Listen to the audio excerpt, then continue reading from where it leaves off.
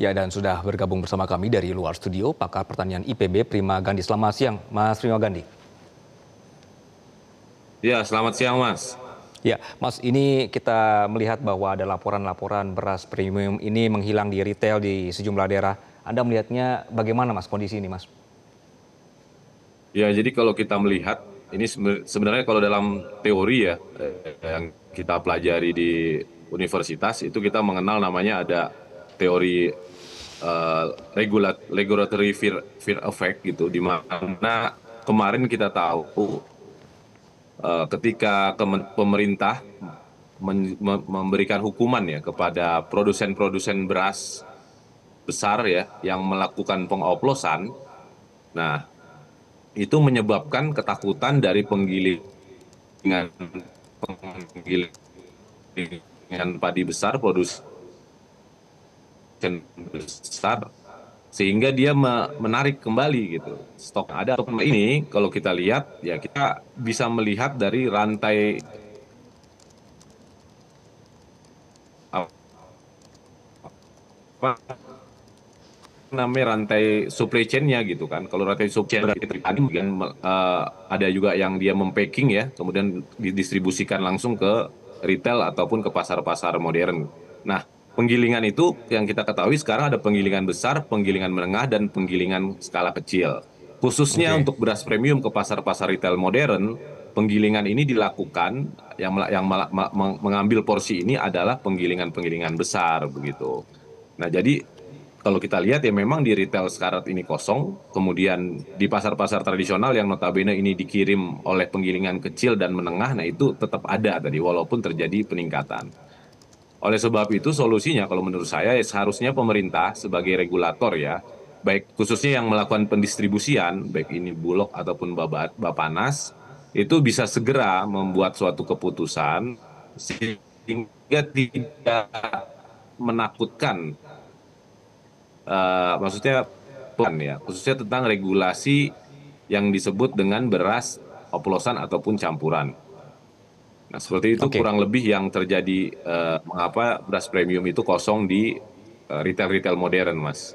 Oke, Mas Prima, jadi kalau misalnya Anda menyebutkan tadi ini dampak dari regulated effect tadi, sebenarnya menurut Anda apakah regulasi yang saat ini bersifat preventif atau justru reaktif, Mas? Nah, kalau yang sekarang kita bisa katakan ini merupakan reaktif ya, karena menggunakan pendekatan APH kemarin itu.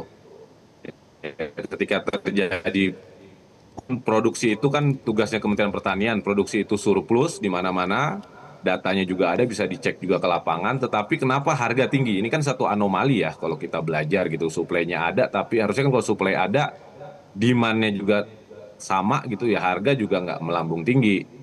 Nah, kemudian di sidak ternyata memang ada kasus pengoplosan gitu, dan sudah beberapa perusahaan-perusahaan besar ya yang dipanggil oleh aparat hukum. Nah, itu Iya. kan pendekatan preventif. Saat juga pemerintah bisa melakukan pendekatan yang sifatnya solutif gitu, Mas. Seperti melakukan digitalisasi kemasan beras, sehingga tidak ada lagi rent seeking activity ataupun behavior yang tidak baik gitu yang dilakukan oleh pelaku dalam tata niaga beras ini. Oke. Nah, kan kita melihat kondisinya juga sekarang, Mas Prima, ini akhirnya pelaku retail mengaku juga akhirnya takut menjual beras premium gitu karena takut dikaitkan sama beras oplosan begitu. Kalau menurut Anda, jadi seberapa serius jadi masalah ini? Karena untuk pemerintah tadi sudah ada regulasi tapi ada reaksinya, kemudian sekarang akhirnya kita beras premiumnya hilang.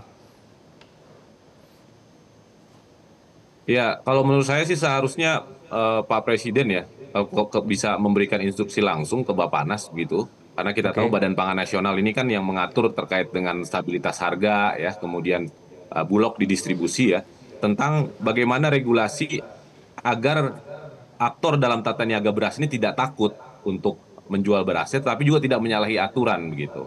Nah, ini kita harus ada ketegasan ya dari pemerintah, dan ini harus satu suara menurut saya, Mas, dari on farm sampai off farm. Jadi, kalau on farm kita bilang kan tadi tugasnya Kementerian Pertanian ya, kemudian Mm-mm. off farmnya distribusi itu tugasnya Bapanas, dan juga stabilisasi harga Bulog juga seperti itu.